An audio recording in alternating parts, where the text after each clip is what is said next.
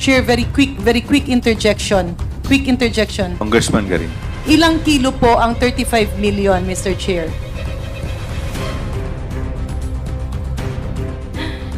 Hindi ko po ma-estimate, Mr. Chair.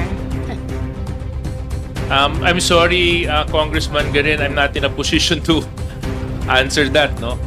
Ito na nga, Janet Garen napahiya matapos gustong ipakilo ang 35 million.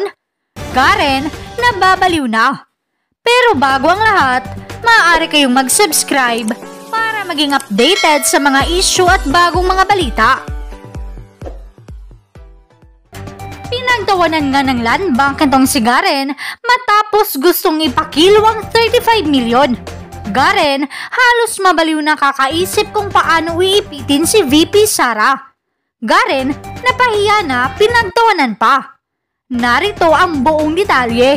Who interpolate is Congresswoman Janet Garin. Thank you very much, Mr. Chair.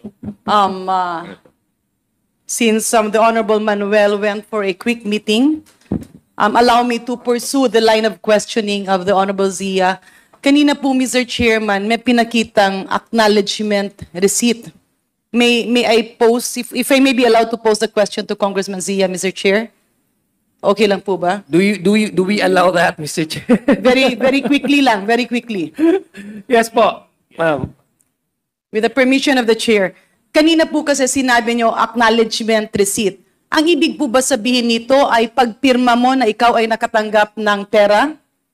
Tama po ba? Tama po yun. So pera siya, hindi siya gamot, hindi siya pagkain, hindi siya bahay, pera. Yes, tama po yun. Yung acknowledgement receipts na binigay po nila sa COA. At itong tinanggap na pera ay para po saan? Doon po sa in connection with the utilization of the confidential funds po, Mr. Chair, Your Honor. Okay. That's why I was asking, Mr. Chair, kasi narinig ko kasi yung salita libo-libong acknowledgement receipt. Did I get it right? That's correct, Mr. Chair. Your Honor, actually based on our count, meron pong sinubmit na 4,500 acknowledgement receipts. 4,500 acknowledgement That's receipt. in total, both from the Office of the Vice How many President. people? And I presume if for each individuals, So magkakaiba yung pangalan, Mr. Chair. parang may pagkakapare-pareho nga Mr. Chair.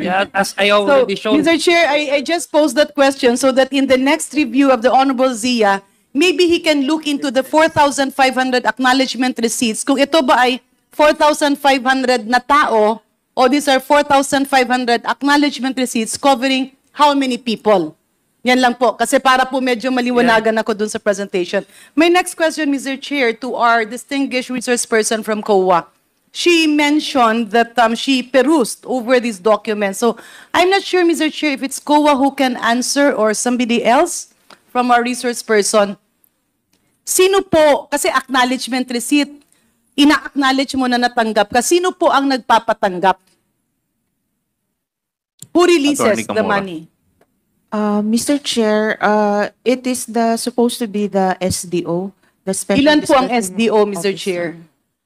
Sa case po ng OVP, Mr. Chair, isa, and sa case po ng DepEd is isa din po. In a span of how many months or days or weeks po na pa-release ng dalawang SDO yung 4,500 na acknowledgement receipts? I think yung 4,000 po is for the total of from 2022 ng OVP, 2023 ng OVP, and 2023 po ng... So if we just reckon on the date, Mr. Chair, so kasi nakita ko lang, pasensya na, medyo hindi ko kasi nakita lahat ng papel, I'm just basing on what I saw. Tama ba yung present ni Kong Zia, merong date? May date ba sa baba? Yes, Mr. Chair. Yung sa acknowledgement receipt may date. So, Yes, Mr. kung ako po ang SDO at magpapareceive ako, dun po sa dates, yung inclusive dates, paano po ba? Like, ilang tao ang tatanggap dun sa isang SDO? Ang presumption po dyan is yung taong tumanggap nung payment, siya yung nandyan pong received by. So, Pardon me, Mr. Chair? one person yung one acknowledgement receipt. Precisely. What I'm referring to is, yung acknowledgement receipt, di ba may mga dates? So, ang Yes, nagpapareceive Mr. Chair. isang tao lang. kunyari ma'am, attorney, ikaw yung SDO. Ibig ba sabihin ng SDO, ikaw ang nagpapatanggap ng pera? Tama po ba? Yes, ideally po. Okay. Supposed to be So, po. ideally and supposed to be. po. In this case, hindi po ang SDO ang nag-release ng pera sa pananaw nyo? I think meron po silang certification na sila po yung nagre-release ng pera. And in this case, Mr. Chair, yung SDO po ay sino? If we can hear the name again. Sa OVP po is Gina Acosta and sa DepEd po is Mr. Edward Fajarda. Sorry, ma'am. Sa OVP po is Miss Gina Acosta and sa DepEd po is Mr. Edward Fajarda. So, ganun po pala ka-importante, Mr. Chair, bakit hinahanap natin si Ma'am Acosta at si Ginoong Fajardo. Kasi this will solve all the problems. Malay mo, totoo naman palang sila ang nagpatanggap. At totoong tao si Kokoy at yung mga minention nyo. So kung ganun, kung wala naman tayong tinatago, mas mararapat talaga. It will be better to request them to appear so that all these questions will be answered. And kung wala namang mali, di matapos ito at itong ating mga butihing kawani sa gobyerno ay makabalik sa kanilang opisina at makapagtrabaho. Kasi sayang yung oras na ang dami nating pinag-uusapan, but unfortunately, yung dalawang taong may kasagutan sa tanong na ito ay tila hindi mahagilap. That's my understanding. So with that, Mr. Chair, may I again ask our Commission on Audit representative or any resource person for that matter, kapag ang SDO, pwede po ba niyang i-delegate yung kanyang function? Ibig sabihin, pwede niya bang i-delegate ang pagpatanggap ng pera? Zia?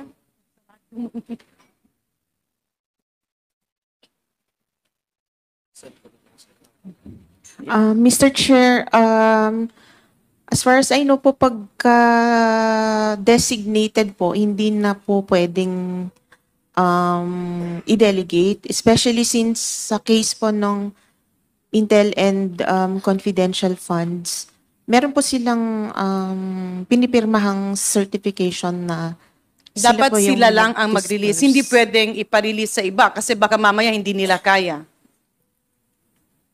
Yes, Mr. Chair. Can the head of office, let's say in this case, the DepEd Secretary or the Vice President, designate more than one SDOs? Ano po ba ang batas? Pwede naman pong mag-delegate ng more than one SDOs as long as the SDOs are bonded po. So in this case, pwede naman na hindi lang si Ma'am Acosta, hindi lang sa Ginoong Fajardo, pwedeng kumuha sana ng maraming SDOs para hindi maging nakakapagtaka yung pag-disperse ng 4,500 acknowledgement receipts. Tama po ba? Tama po, as long as isa-submit po lahat ng requirements like yung proper designation po ng SDO, yung bonding. So po it's niya. possible na para hanapan mo ng solusyon yung ganitong sistema, pwede ka mag-designate ng maraming SDO. Unless you only trust one person. Unless merong mga bagay na ayaw din ng iba yung risk. Unless it's also very difficult for that person to let somebody sign kung hindi niya kakilala. So, Mr. Chair, pasensya na po, medyo foreign po sa akin kasi ang confidential fund. Paano po ba ito? Let's say, these are all from taxpayers' money. Tama po ba? Yes, Mr. Chair. Okay. So, galing po sa kaban ng Pilipinas, paano po ito na ilalabas? Kung sa national government agencies po, nasa GAA po nila. Pag sa GOCCs po, dapat nasa operating budget, corporate operating budget po nila. Okay. And for From that, NGOs po, ma'am, okay, nasa GAA siya, nasa budget siya, paano siya na ilalabas? Let's say tapos na yung budget. Let's say you are the let's say you are the head of office. Kapag ikaw po ang head of office, paano po mailalabas ang confidential funds? Kung okay naman po yung documentation from DBM, kina-cash advance po siya ng SDO. So, kina-cash advance siya. Yes, Mr. Chair. And in this case, ang nag-cash advance ay yung SDO talaga. Yes, Mr. Chair. Paano nyo pa yon ika-cash advance? Talagang cash?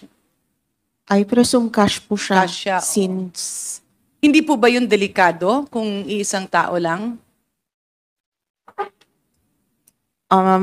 accountability po nung SDO yun. No, what So, I mean is, kunyari magka-cash advance ka, ang pagkaintindi ko ng cash advance ay kukuha ka ng pera.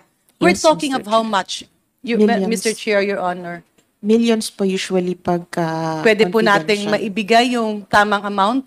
Kasi pag sinabi natin millions, pwedeng 5 million, pwedeng 1 million. For example po sa case in po this dito, case, in this case. kay OVP, 125 million po. Or sa DepEd po, 37.5 million. 125 million. Ibig sabihin yung pag-cash advance, buo na 125? Or baka tingi-tingi? Sa nakita Based niyo sa pong dokumento. documents po nila, Mr. Chair, buo siya since buo po yung check na sinubmit nila. So, ibig sabihin, yung opisina, magbibigay ng pera sa isang tao na 125 million. At yung tao yon ay mamimigay din sa mga andun sa parang recipients, no? Ng kanilang mga... In this case, sino po ang tao na sinasabi natin? Yung nag-encash ng 125 million. Yung SDO po, since siya po yung nandun. Anong pangalan naka-names po, Mr. Chair? Sa case ng OVP po is Gina Acosta po. So si Ma'am Gina Acosta pumunta sa bangko, dala-dala ang cheque, 125 million, na cash ang ipinalit. Yes, Mr. Yeah. Chair. Mr. Chair, may I just be appraised? Pasensya na po. Kasi sa pagkaalam ko, pagka nasa bangko ka at nag-withdraw ka or nag-i-encash ka, hindi po ba limited po ang kanilang cash? Maybe we can ask a representative from the Land Bank Yeah. to answer the query. Just to clarify, Mr. Chair, ha, I'm just looking You- at the possibility. I'm not pointing any accusation. Tagalabang may nilabas bang pera or baka mamaya wala namang nilabas na pera at naiwan yung pera doon? Kasi I'm hearing acknowledgement receipt. So maybe we can ask from, anong bangko po, sir, ma'am? Land Bank po, Mr. Chair. Do you have a representative from Land Bank? Could you please invite the representative of Land Bank to take a seat here? Dito po.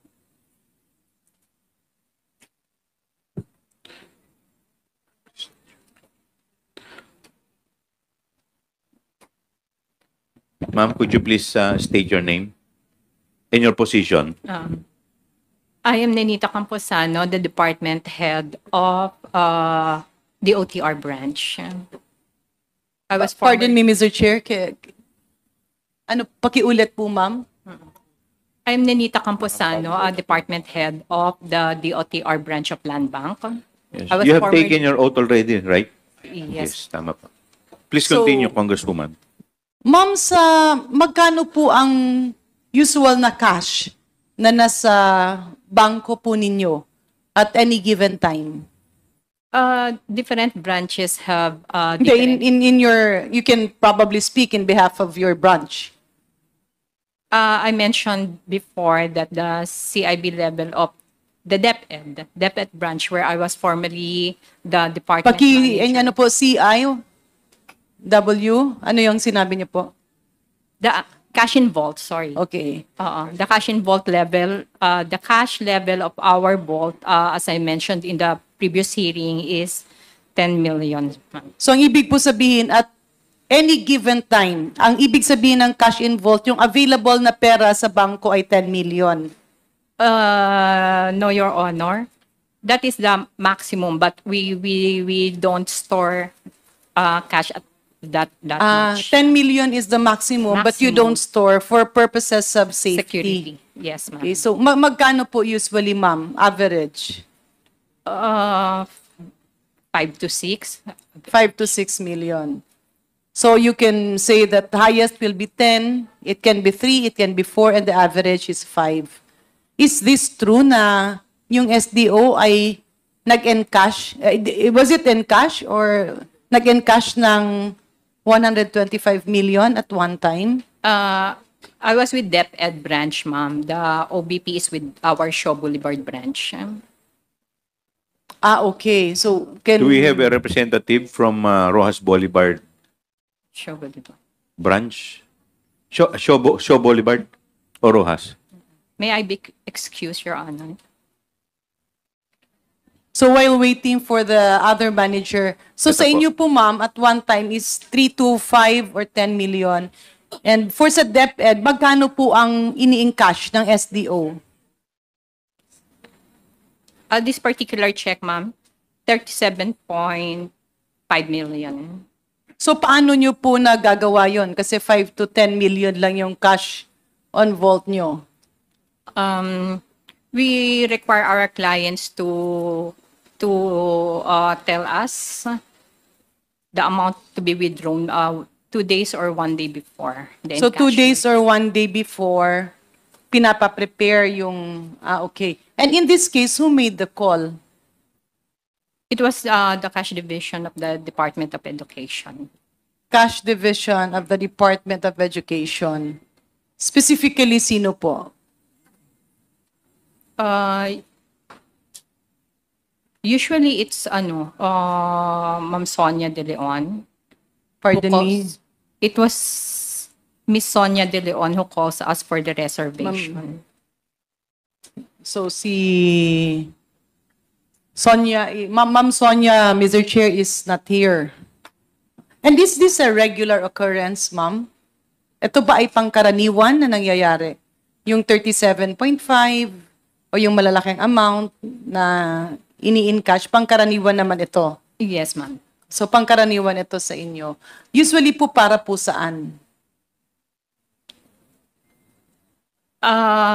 We don't know, ma'am. We are not privy to the to the DepEd's activities. So pangkaraniwan ito na withdraw ng DepEd. No, I'm not saying with the DepEd only, but with all our clients, ma'am.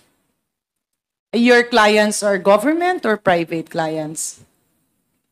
Both, ma'am. Both. So in the case of DepEd, pangkaraniwan po ba ang nagka-cash advance ng 37.5? No, ma'am. Ano po, Mr. No, Chair? Your Honor. So pangkaraniwan po siya, Mr. Chair, or hindi?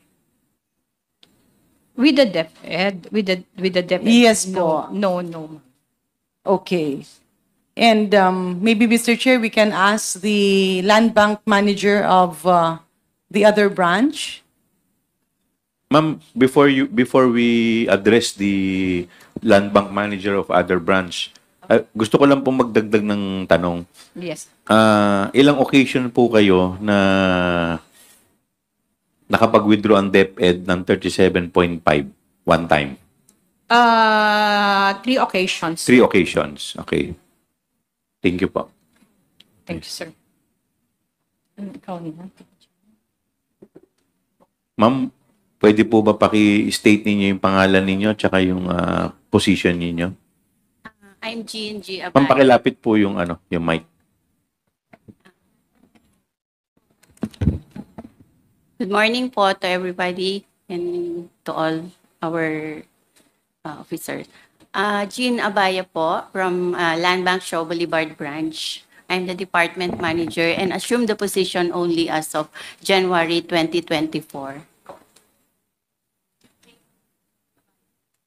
So, Mr. Chair, is the good manager here now was also the manager present? I'm really sorry, hindi ko po alam yung date ng encashment na nasabi ni Attorney Camora. So, ma'am, covered ba nung tenure nyo itong encashment ng 125? The one check is negotiated with Shaw Boulevard 2022 and the other 3 checks was negotiated 2023. Wala pa po kayo nun, ma'am. I'm not the department manager but I'm also assigned at Shaw Boulevard being the branch operation officer. So, Mr. Chair, matanong po natin sa ating land bank representative, itong okasyong ito, ilang beses po nagkaroon ng encashment ng 125 million? 4 times po siya. 4 times. Sabay-sabay po yun? Buo yung 125 million or kinukuha as the need arises or base dun sa pangangailangan? 1 time po for each check. one time for each check. Sino po ang nagpupunta? Mismong payee po. Sino po ang payee, ma'am, sir? Mr. Gina Chair. Acosta. So kaya pala, Mr. Chair, habang ako ay wala pa dito, naririnig ko na lahat kayo nagagalit na nung wala si Ma'am Acosta dahil nga siya ang makakasagot ng karamihan ng tanong dito. Is that our understanding, Mr. Chair? Tama po ba? Tama po kayo, as SDO. Okay. So ma'am, pagka nag-encash ka ng 125 million, magkano po ang yung average na pera na nasa bangko? The amount is not sufficient for that 125.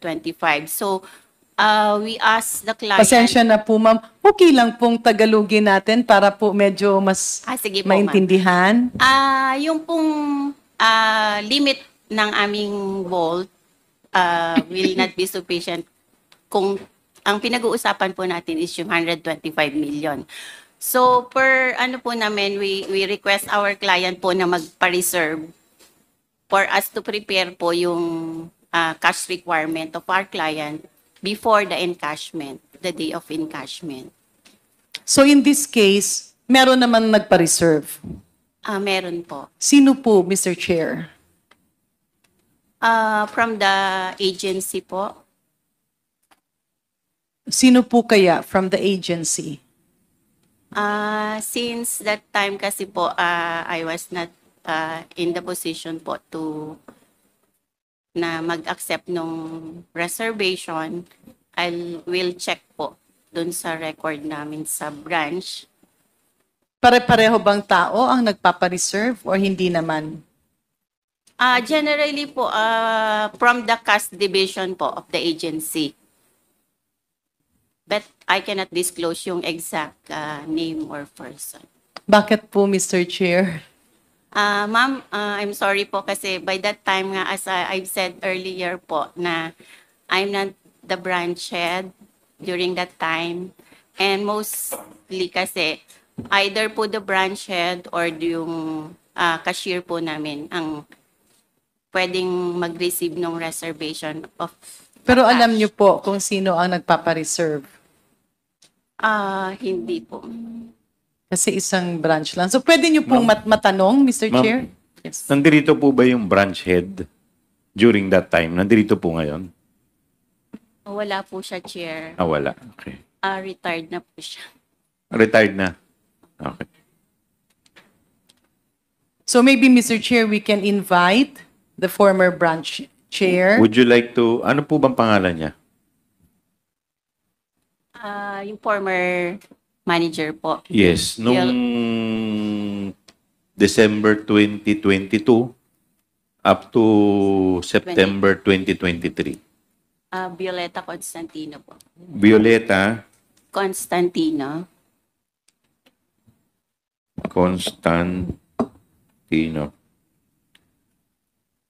Mr. Chair, I move that we invite Mrs. Constantino in our next hearing. Is there any second to the motion? Duly seconded. Is there any objection? Hearing none, the motion is carried.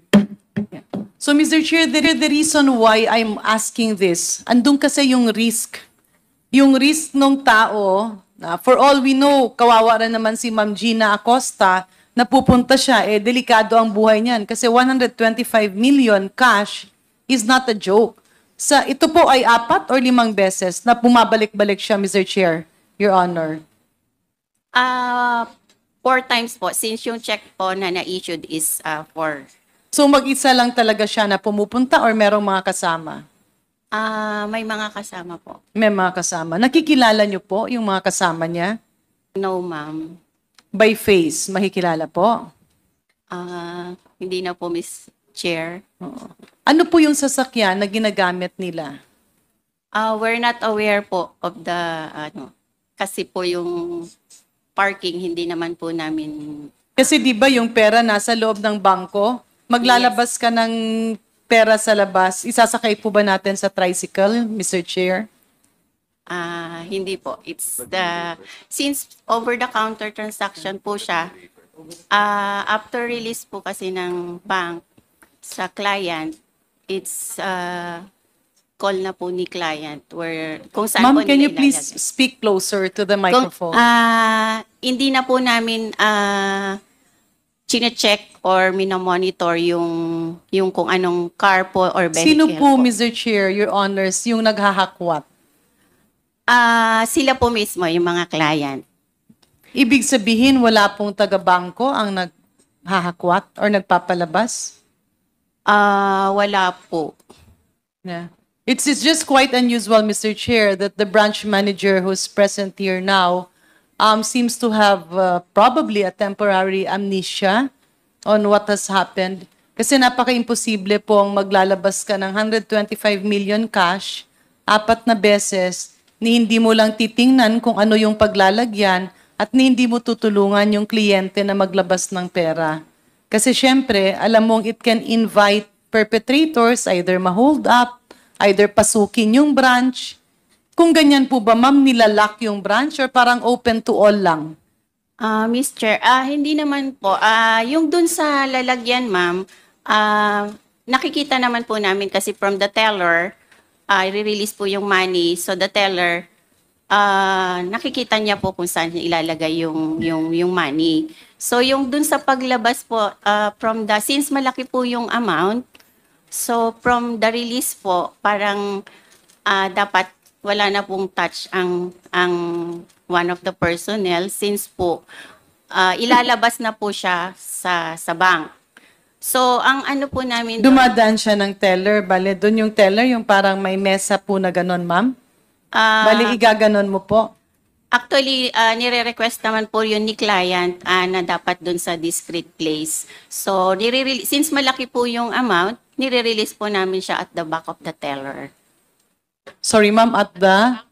Back of the teller po, yung medyo discreet po yung area para hindi po naka-expose Hindi nyo sa tao. tinitingnan yung risk ng empleyado ng gobyerno na kumukuha siya ng malaking cash, baka mamaya masaksak yan paglabas ng bangko. Nasa likod nga po, back of the teller po, nasa back room po ng teller. Back ng teller, yung dinadaanan niya, yung pa rin yung main door or merong ibang daanan. Yung exit, yung entrance and exit, isa lang po yung dun sa case po ng Shaw Boulevard branch. So doon din lumalabas. Yes, Miss Okay, Chair. at ang naghahakwat nun ay yung kliyente na mismo? Opo, kasi may mga kasama naman po sila na Hindi nyo po kilala yung mga kasama? hindi po. Miss Hindi nyo Chair. naman hinahatid yung pera papunta sa opisina, sa DepEd? Hindi po, Miss Chair. Pero pwede siyang ihatid, Mr. Chair? Hindi po, Miss Chair. Bakit po? Di ba meron kayong armored vehicle? Wala po kasi kaming MOA with regards to the delivery of the cash to the client. Wala po kaming memorandum of agreement with them. So, talagang over the So counter. lahat po ng kung ihahatid dapat may MOA. If we will be using the armored card po, Miss Hindi Chair. na kung for purposes of safety kasi kawawa naman yung mga empleyado at kawani ng gobyerno kung malay mo may pag-interesan sila. Hindi nyo hinahatid ng armored vehicle papunta dun sa opisina para naman safe sila. Yun po, kung meron po kaming memorandum of agreement kasi yung armored card is need po ng Sino po yung teller na nag-release ng pera? teller po ng branch. Yes, Mr. Chair. Miss Chair, since 4 checks po ang issued check for negotiation, iba-ibang teller po yung nag-issue. So iba-ibang teller siya. So in our case, 3 tellers po yung iba-ibang nag-serve. Okay. At usually, is this usual for land bank? In case po ni Shaw Boulevard, that large amount, hindi po siya usual kasi hindi naman po lahat ng client namin nag-encash ng ganong kalaking amount.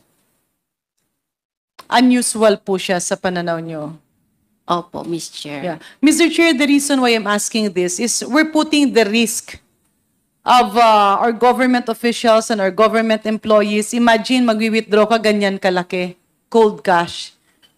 Maybe in aid of legislation, there can also be a cap kasi pwede naman na maraming SDOs or pwede naman to ginawang every other week yung pag-disburse. Tsaka ang tanong rin, there are just a lot of questions, Mr. Chair, because if you get 125 million cash and you bring it to an office, a government office, may vault ba yung government office? Maybe we can ask the representatives from OVP. Meron po tayong vault doon, ma'am, Mr. Chair? Wala na.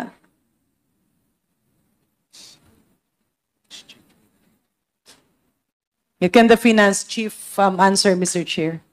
Yes, Attorney Sanchez or Attorney Lopez? Mr. Chair, we have a vault for our cash division, but that is not the same vault being used by the SDO. So I am not aware if there is a separate vault used by the SDO.